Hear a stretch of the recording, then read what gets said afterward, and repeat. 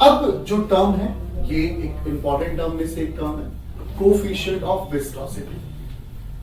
Coefficient of viscosity मतलब आप लोगों ने कभी गौर किया हो तो ध्यान से सुनना, ये वाटर की लेयर्स है। अगर मान लीजिए ये सरफेस है हमारा बेटा, इधर देखो, अगर ये मेरा बच्चा सरफेस है तो सरफेस है, तो सरफेस के नियर वाला ये फर्स्ट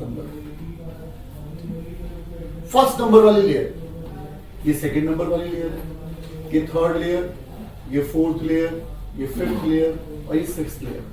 आप देख रहे हो कि सिक्स्थ वाली लेयर कितनी आगे है, वहीं फिफ्थ वाली थोड़ी से पीछे, फोर्थ वाली से थोड़ी पीछे, थर्ड वाली से पीछे है। यानी फ्लो कुछ इस तरीके से देखने को मिल रहा है, यानी अपर लेयर ज्यादा वेलोसिटी से मूव कर रही है एज कंपेयर टू लोअर। ऐसा क्यों है? ऐसा क्यों है? Due to viscosity. Due to viscosity ये जो लेयर है इसकी स्पीड नाक के बराबर है, लगभग जीरो है। अब क्या होता है, इन सारे मोशंस, जैसे अगर ये मोशन हो रहे हैं, अगर जितना भी मोशन है, इन सब मोशन को अपोज करने के लिए विस्कस फोर्स लगता है जो उस मोशन को रोक रहा होता है। एक और एग्जांपल लेते हैं, चलो। आपने जब टैप खोलते हो और टैप खोलने के बाद पानी गिरता है, तो पानी क्या करता है, जो टैप में से निकलता है वो हल्का सा ऐसा कर्व होता है। आप देखना, टैप में से ऐसे गिरे पानी नहीं निकलेगा। टैप, अब ये नहीं कह रहा कि मैं आप बहुत हाईली स्पीड वाले, मैं हाईली स्पीड की बात नहीं कर रहा, बहुत हाई स्पीड में तो फिर वो इधर उधर बिखरेगा। ऐसे करके पानी ऐसे आता है, हल्का कर्व होता है, टैप पे देखोगे। क्यों? क्योंकि अगर ये सरफेस है तो सरफेस के साथ वो जो लेयर है वो कांटेक्ट में होगी, वहां फ्रिक्शन लेवल बहुत हाई होगा, यहां पे भी फ्रिक्शन लेवल बहुत हाई होगा।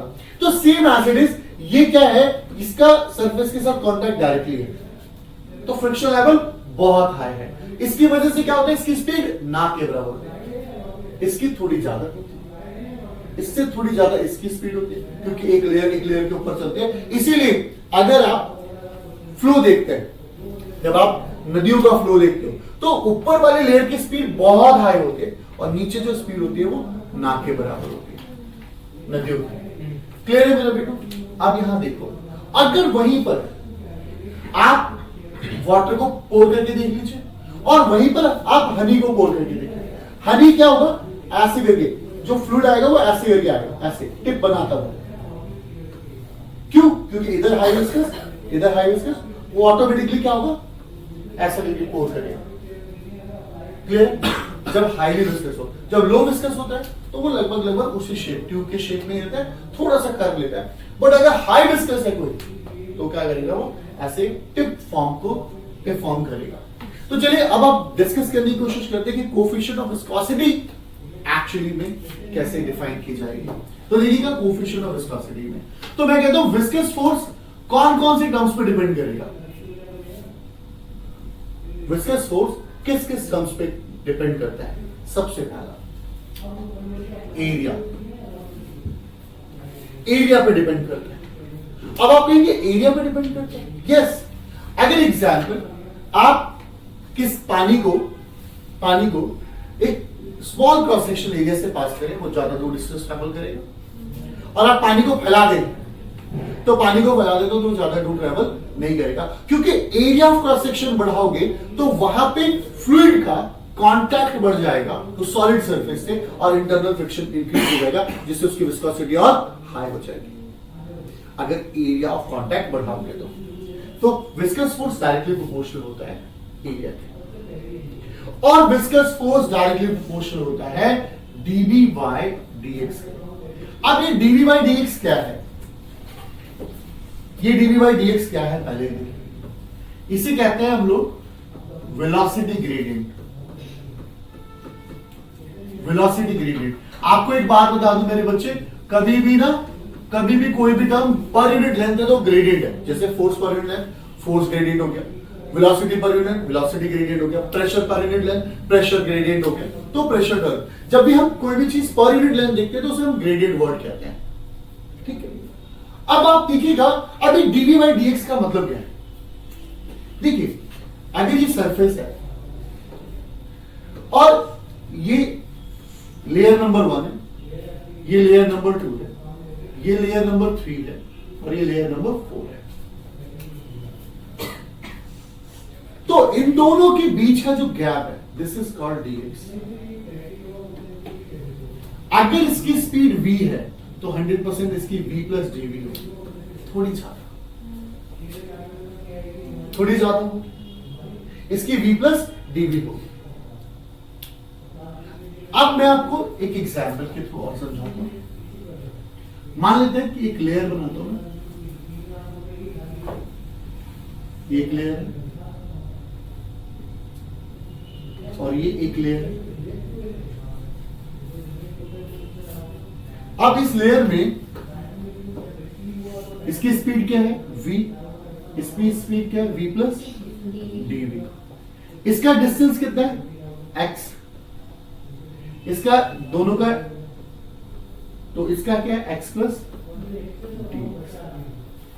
अब आप एक चीज देख रहे हो, आप एक चीज देखो, जैसे जैसे मैं अपर लेयर में जाता जा रहा हूं, जैसे जैसे मैं अपर लेयर बढ़ाता जा रहा हूं, यानी डिस्टेंस बिटवीन टू लेयर बढ़ाता जा रहा हूं। चलो एक एग्जांपल के थ्रू समझने की कोशिश करते हैं। मान लीजिए कि इसकी स्पीड 10 है, इसकी स्पीड 20 है, इसकी स्पीड 30 है और इसकी स्पीड 40 है। मान लेते हैं इसके बीच का गैप 2 है, इसके बीच का भी गैप 2 है, इसके बीच का भी गैप 2 है, इसके बीच का भी गैप 2 है, ठीक है। और ये यहां पे स्पीड 0 है। तो आप देखोगे इसका dv बाई dx क्या होगा, इसका dv बाई dx 10 अपॉन में 2, कितना है dv बाई dx 5। अगर इन दोनों का देखोगे तो भी 5 आएगा। अरे 30 माइनस 20 10 का गैप डिवाइडेड बाई 2, तो वेलोसिटी ग्रेडियंट तो हर लेयर पर क्या है कांस्टेंट है, इधर भी वही इधर भी वही इधर भी वही। बट आप एक चीज गौर करिएगा जो मैं बताना चाहता हूं, यहां पर वेलोसिटी ग्रेडियंट तो ऑब्वियसली कांस्टेंट है, यहां पे स्पीड 10 है और अगर आप 2 2 4 6 मतलब 6 हम 2 सेंटीमीटर मान लेते हैं, 6 सेंटीमीटर ऊपर जा रहे हैं तो वेलोसिटी 40 है और यहां पे कितना है, मतलब जितनी हम लेयर्स को बढ़ा रहे हैं, जितना हम ऊंचा चलते जा रहे हैं, तो क्या वेलोसिटी इंक्रीज होती चली जाएगी। जितना हम लेयर के पास है, यहां पे डिफरेंस कितना है 10 का, पर अगर भाई मैं वेलोसिटी ग्रेडियंट तो कांस्टेंट होगा, आप किसी भी लेयर की बात कर लीजिए, आप इस लेयर की इस लेयर के साथ कंपेयर करोगे तो भी वेलोसिटी ग्रेडियंट 5 आएगा। आपको भी कैसे आएगा, 40 में से 10 हटाओ 30 आया और 2 2 4 तो 6 से डिवाइड करोगे तो 5 ही आएगा। वेलोसिटी ग्रेडियंट की बात नहीं कर रहा मैं बात कर रहा हूं कि जितना मेरा डिस्टेंस बढ़ता जाएगा बिटवीन द टू लेयर्स, अगर मेरी दोनों की स्पीड बढ़ती जा रही है, डिस्टेंस बढ़ता जा रहा है, तो लेयर्स की स्पीड भी उतनी ही ज्यादा होती जा रही है, उनके बीच का गैप भी उतना ही ज्यादा होता जा रहा है। अगर आप इसके कंपैरिजन में देखो तो यहां पे 30 का डिफरेंस है, तो जितना, तो ये क्या है dv बाई dx पे भी डिपेंडेंट होता है, अगर डिस्टेंस चेंज हो रहा है या वेलोसिटी, उस पर वेलोसिटी भी वेरी करता है। तो अब यहां पर क्या होगा, f प्रोपोर्शनल साइन को हटाएंगे, इक्वल टू आएगा minus eta a dv by dx। बेटो मेरा ये ईटा क्या है, ये ईटा जो है this is the coefficient of viscosity, ये कोफिशिएंट ऑफ विस्कोसिटी है, this is a coefficient of viscosity. Coefficient of viscosity is nothing else, ये बताना चाहता है कि कोई भी फ्लूइड का नेचर कैसा है। कोफिशिएंट ऑफ विस्कोसिटी मुझे बता रहा है कि फ्लूइड का नेचर क्या है, फ्लूइड कैसा है, फ्लूइड कैसा है। अगर किसी का कोफिशिएंट ऑफ विस्कोसिटी ज्यादा है तो वो ज्यादा विस्कस है, यानी वो उतना ही गाढ़ा है, और अगर किसी का कोफिशिएंट ऑफ विस्कोसिटी कम है तो वो कम विस्कस होगा। तो F equal to minus eta a dv by dx। Clear हो गया। अब यहां देखेंगे, अगर हमें ईटा चाहिए तो क्या होगा, F upon a dv by dx, minus का this is a coefficient of viscosity. इसकी यूनिट जो होती है बेटा पॉइस होती है। यूनिट क्या होती है? पॉइस या पॉइस यूसेज, पॉइस कहते हैं, ठीक है। इसकी यूनिट होती है पॉइस और इसका डायमेंशन फॉर्मूला होता है m1l-1 t-1। बहुत इंपॉर्टेंट डायमेंशन फॉर्मूला है, याद रखिएगा कि कोफिशिएंट ऑफ विस्कोसिटी का dimension formula m1l-1 t-1। Clear है मेरा बेटा?